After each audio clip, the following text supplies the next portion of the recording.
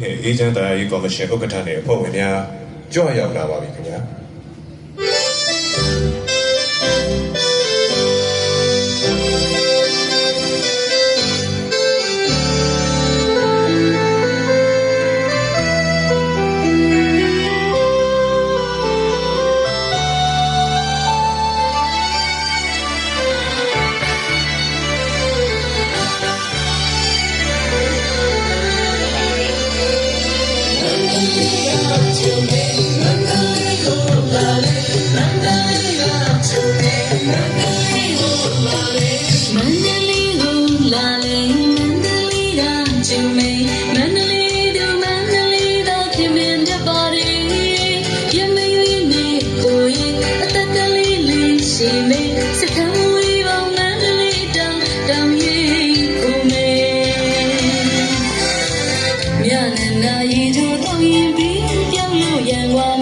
ရှိတဲ့ပေါင်းရှိခဲ့တယ်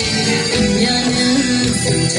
နန်းတော်လေးကိုမြင်မယ်ဆွေချီအောင်လို့ပေါင်းတော်တို့မြမလူမျိုးဖြစ်ရလို့နဲ့ဝဲချူမေနန်းတော်လေးကိုလာနန်းတော်လေးကချူမေနန်းတော်လေးကိုလာနန်းတော်လေးကိုလာလေနန်းတော်လေးကချူမေနန်းတော်လေးကိုနန်းတော်လေးကခင်မင်းတပါရေရမယွေနေ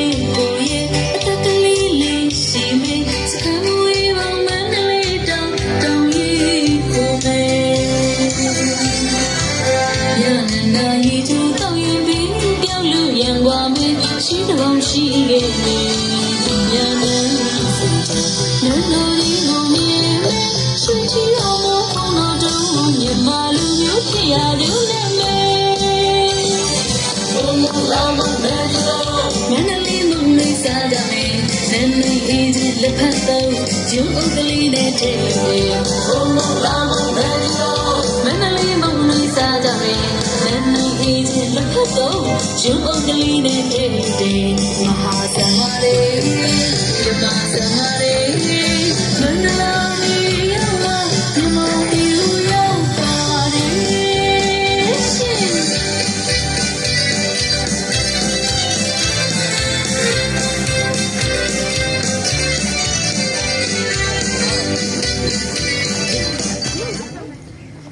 မင်္ဂလာပေါင်းနဲ့ပြည့်စုံလာလေမင်္ဂလာမနက်ခင်းပါခင်ဗျာ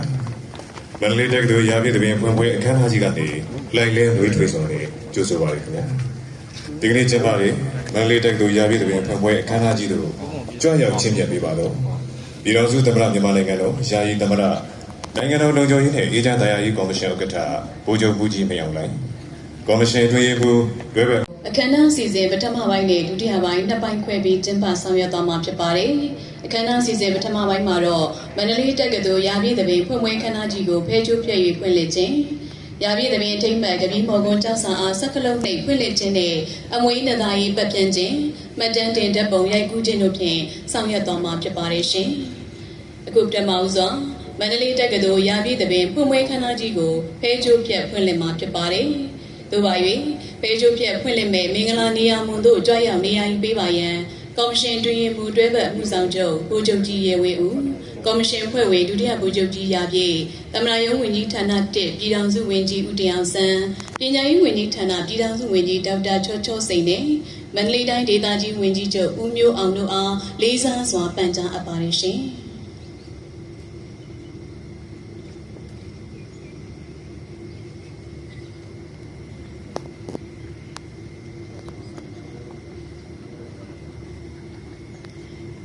မင်္ဂလာချိန်ရောက်ရှိပြီဖြစ်တဲ့အတွက်မန္တလေးတက္ကသိုလ်ရာပြည့်သဘင်ဖွင့်ပွဲခမ်းနားကြီးအားဖဲကျိုးဖြတ်ဖွင့်လှစ်နိုင်ပါပြီရှင်။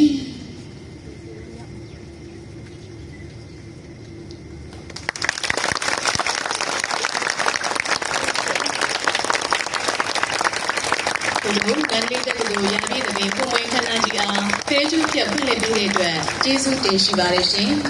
အခုဆက်လက်ပြီးမန္တလေးတက္ကသိုလ်ရာပြည့်အထိမ်းအမှတ်ကပီးမော်ကွန်းကျောက်ဆာအားစက္ကလုံးနှိပ်ဖွင့်လှစ်တဲ့အစီအစဉ်ကိုဆောင်ရွက်မှာဖြစ်တဲ့အတွက်ပြည်ထောင်စုသမ္မတမြန်မာနိုင်ငံတော်ယာယီသမ္မတနိုင်ငံတော်လုံခြုံရေးနဲ့အေဂျင့်တရားရေးကော်မရှင်ဥက္ကဋ္ဌဗိုလ်ချုပ်ဘူးကြီးမင်းအောင်လှိုင်နဲ့ဖွဲ့ဝင်များအားကပီးမော်ကွန်းကျောက်ဆာရှိသို့ကြွရောက်ပေးပါရန်လေးစားစွာပန်ကြားအပ်ပါတယ်ရှင်။